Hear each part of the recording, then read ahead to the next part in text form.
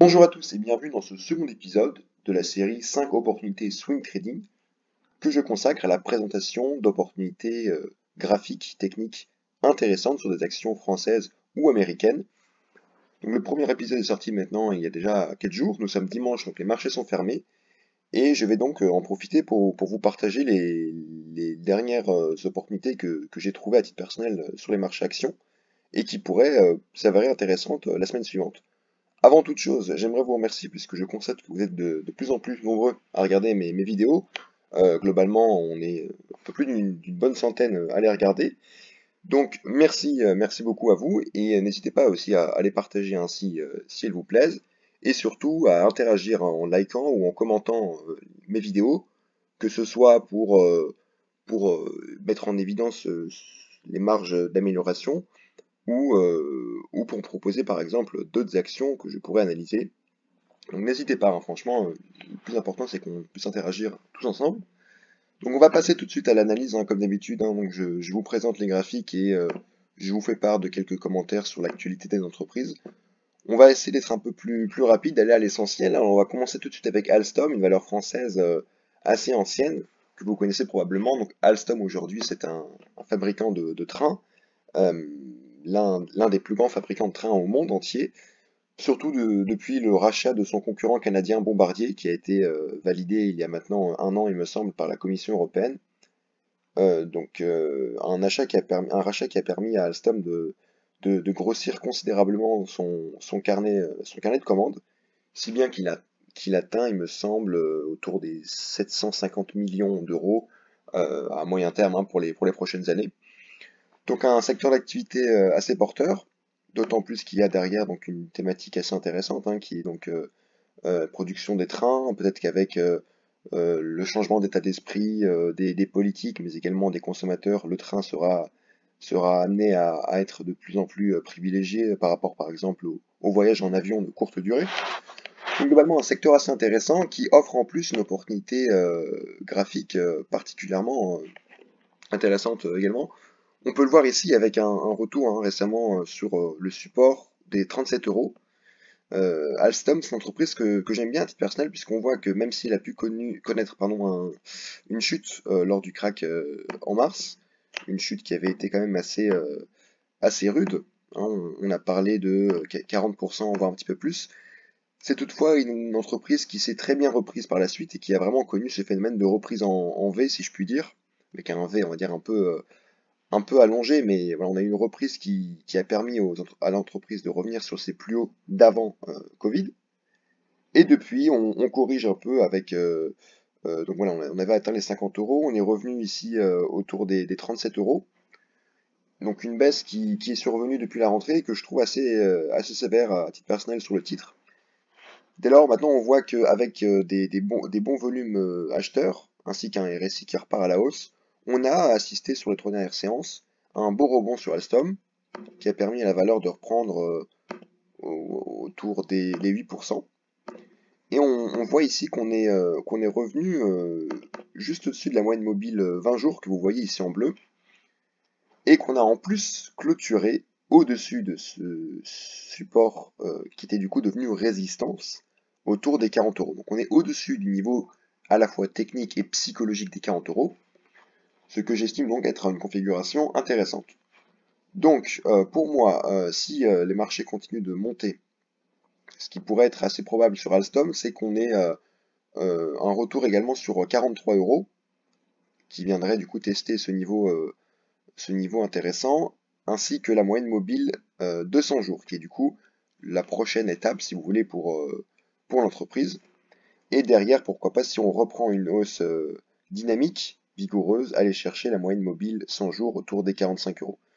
Donc à mon avis, on devrait assister à un beau momentum haussier acheteur sur la valeur, pour de nombreuses raisons, hein. Je vous en ai parlé, donc des raisons à la fois fondamentales mais aussi techniques. Faut savoir qu'Alstom, c'est en plus une entreprise qui est assez disruptive, hein, du point de vue de la technologie, avec notamment les trains à l'hydrogène qu'Alstom a déjà commencé à commercialiser et à mettre en place sur des trajets en Allemagne, notamment une ligne autour de Leipzig, il me semble, en Allemagne, qui est déjà assurée du coup par des trains à l'hydrogène. Et voilà, concernant donc ces commandes, c'est une entreprise qui très régulièrement signe de nouveaux contrats, que ce soit pour des trains du type TGV, mais aussi pour des tramways ou des lignes de métro. On va passer à la seconde valeur, euh, qui, euh, qui est donc SES. Je vais essayer de vous la trouver. Tac, tac, tac. Alors, SES. Voilà, on y est, il me semble. Tac. Un spécial. Voilà, SES SA. Faut pas la confondre. Alors, SES SA, une entreprise luxembourgeoise qui est spécialisée dans euh, les services de télécommunication. C'est donc d'ailleurs la premier fournisseur de services de télécommunication, donc de diffusion de radio, de télévision, par satellite. Et SES exploite une flotte de 70 satellites géostationnaires, ce qui lui permet de couvrir pas moins de 250 millions de foyers à travers le monde. Donc ça c'est pour la situation macro, et si vous voulez, quand vous regardez l'entreprise sur la dernière période, vous voyez qu'elle a connu une année 2020 assez terne, avec une chute vraiment des cours qui avait déjà été entamée à la fin de l'année 2019. On était passé des 18 euros à quasiment sur les plus bas 5-6 euros. Donc un secteur qui n'a vraiment pas été apprécié, qui a vraiment été délaissé durant la crise cette année, mais un secteur qui toutefois a l'air de se stabiliser, et notamment sur SES, on le voit, on a eu une consolidation, une latéralisation si vous voulez, sur toute l'année 2020, et c'est une entreprise que j'ai très rapidement, on va dire, mise sur mon radar, pour justement ce qui est en train actuellement de se produire, hein, par anticipation. Alors si on passe en daily, ce qui est intéressant de voir, c'est que donc cette consolidation latérale, hein, avec vraiment une très faible volatilité sur l'année, eh bien, elle est en train on est en train d'en sortir, hein, avec des cours qui depuis début octobre sont passés quand même des 6 euros aux 7,50 €. Donc on a connu une hausse de quasiment voilà, 23-25%. Et pour moi, le gros morceau sur SES, c'est vraiment ce niveau, hein. On va dire ouais, 7,80 €. C'est vraiment le niveau que je vous trace ici en pointillé noir. Voilà, 7,80 €, c'est le niveau qui correspond du coup au point haut atteint en début juin, et qui correspond également à un niveau ici qui avait été testé par une mèche début mars, au moment si vous voulez, de la chute, plein milieu de la chute des marchés. Et là, on voit qu'on est revenu tester ce niveau-là avec un RSI qui est déjà assez haut. On est revenu chercher ce niveau, et les cours n'ont pas réussi à le franchir. On a eu une bougie rouge, hein, sur la séance de vendredi. Donc plusieurs choses sur SES. Donc on a quand même une configuration positive à moyen terme, avec en plus des cours qui sont passés au-dessus de la moyenne mobile 200 jours que vous voyez ici en orange, mais un point négatif qui est donc ce niveau à 7,80 €. Pour moi c'est très simple, on va probablement consolider le mouvement haussier qu'on a eu, on parle quand même de, comme on l'a dit, de 23 à 25%. On devrait probablement revenir autour des 7 euros, et pour moi ça va être vraiment un niveau intéressant à tenir, auquel cas voilà, ce sera le point d'entrée si vous voulez sur SES. Sinon, si on a cassure des 7,10 €, 7,12 €, pourquoi pas aller chercher les 7,60 €, les 6 euros, pardon, 6,70 €. Donc ça c'est pour éventuellement les niveaux à la baisse.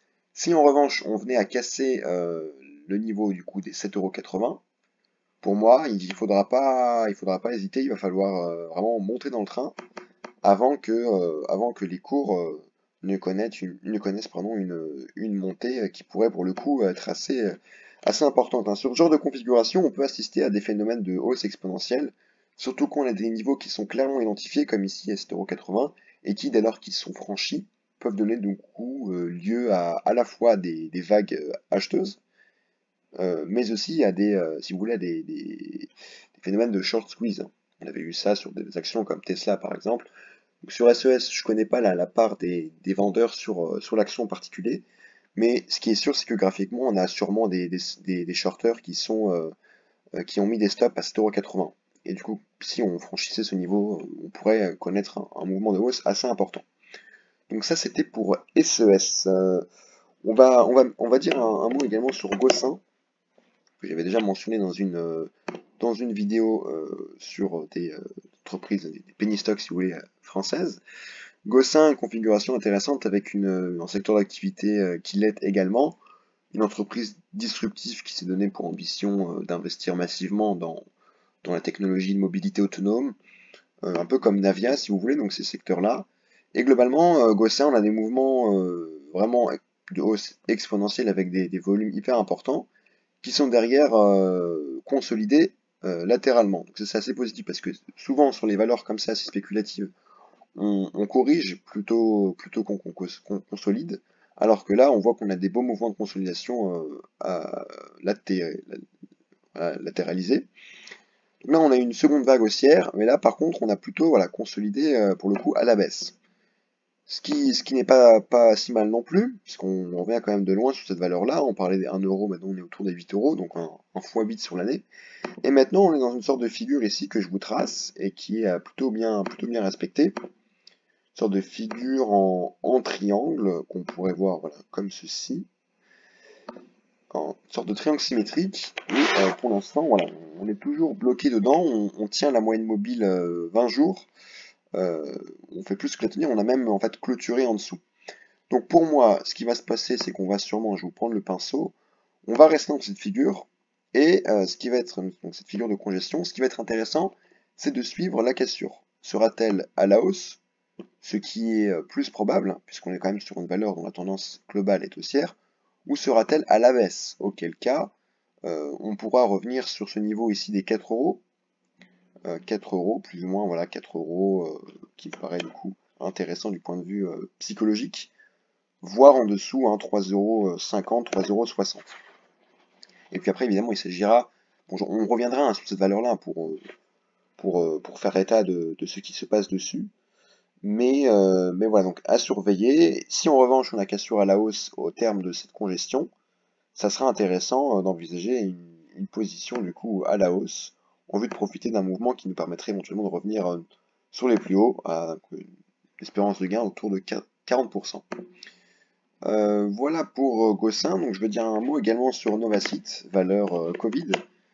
Vous la connaissez également sûrement, hein, pour ceux qui s'intéressent maintenant, qui sont investis sur les marchés. Novacit, c'est la success story de l'année 2020, un laboratoire de diagnostic, qui est du coup maintenant le leader dans le diagnostic du Covid. Alors, vous avez ici une figure, bon, je ne vais pas vous revenir sur l'analyse globale de Novacit, sachant que je la mentionne dans toutes les vidéos qui concernent les valeurs coronavirus, mais vraiment pour l'aspect technique ici sur Novacit. À court terme, vous avez cette figure ici, enfin notamment cette oblique, c'est vraiment cette oblique qui compte, qui a été cassée, ici je suis en 4 heures, donc qui a été cassée lors de la séance de vendredi. Donc, a priori, cette figure ici que vous avez de congestion, elle a été cassée à la hausse, donc on devrait avoir reprise de la dynamique haussière de l'entreprise, de l'action, avec ici une cassure. Éventuellement, on pourrait attendre un pullback autour des 11,20 €, même si voilà, il ne faut pas trop être gourmand sur ce genre de valeurs, car elles sont volatiles d'une part, donc évidemment il y a des risques, et d'autre part, voilà, quand elles partent à la hausse, elles n'attendent pas les investisseurs restés sur le quai. Donc sur Novacit, même si on est déjà allé très loin, on est autour des 12 €, on pourrait encore revenir à minima sur les plus hauts, donc autour des 14 €, 1% de marge, voire davantage. On a déjà les brokers qui fixent des objectifs de cours autour de 15 €, il me semble. Donc voilà, la tendance de fond est très haussière et dossier à suivre évidemment, hein, qu'on analyse et évidemment aussi du coup dans les vidéos, voilà, valeur coronavirus que je vous invite à suivre. Également, pourquoi pas mentionner une valeur américaine. Alors, je pourrais vous parler de quoi est-ce que je voulais vous parler? Peut-être du coup, ouais, il y avait les valeurs cannabis à suivre, mais bon, le gros du mouvement a déjà eu lieu. Euh, Peut-être dire un mot sur... pourquoi pas. Ouais. Ok, donc pour revenir sur Virgin Galactic, dont j'avais déjà parlé dans la dernière vidéo, donc globalement, hein, sur les entreprises dont dont on avait parlé il y a 4 jours. Hein. Ubisoft, Verimatrix, BioUV, Blockchain Group, mes analyses se sont révélées pertinentes, hein, vu qu'on a eu globalement des belles hausses. Sur Virgin Galactic, en revanche, on est toujours dans la figure que j'avais tracée, hein, donc sorte de... ouais, donc on a ici, voilà, une belle oblique. Globalement, on est toujours dedans. Donc à voir comment est-ce que les cours évoluent dans les prochains jours. Ah, vraiment, ce qui va être intéressant, ça va être de la sortie de cette figure-là, parce qu'elle est pour l'instant bien tenue. Donc sur ce type de configuration, vous avez deux niveaux d'entrée, soit les retours sur support, donc ici sur cette oblique ascendante. Donc vous avez ici une opportunité fin octobre, le 30 octobre. Et le deuxième moyen de rentrer sur ce genre de valeur-là, c'est la sortie des figures, et éventuellement à la hausse. Donc ici, attendre potentiellement la question de la figure autour des 20 à 21 dollars pour reprendre position et parier sur une hausse, une poursuite de la hausse. On se situe actuellement à 30% des récents plus hauts, pas des plus hauts historiques, mais des récents plus hauts, qu'on pourrait se permettre d'atteindre. Après, sur cette valeur-là, c'est plus un pari spéculatif, si vous voulez, qu'autre chose. Surtout, même si vous êtes investisseur, c'est vraiment parier sur à la fois la réussite si vous voulez, des essais et des premiers voyages dans l'espace, et également derrière sur le flux des clients, sachant que les tickets sont autour de 200 000 dollars hein, pour les voyages du coup dans l'espace, donc ils ne s'adressent pas à n'importe qui. Donc il faut parier sur la confiance que l'entreprise doit encore construire et sur l'intérêt que son éventuelle clientèle porterait du coup pour ces voyages-là. Voilà, donc n'hésitez pas encore, comme je vous l'ai dit, à vraiment interagir avec moi, à commenter les vidéos, à proposer des actions que vous voudriez que j'analyse, ou à faire part tout simplement des dossiers que vous suivez pour cette nouvelle séance, cette nouvelle semaine de trading. Voilà, donc je vous dis à très bientôt pour une prochaine vidéo, et je vous souhaite un bon dimanche et une bonne semaine de trading.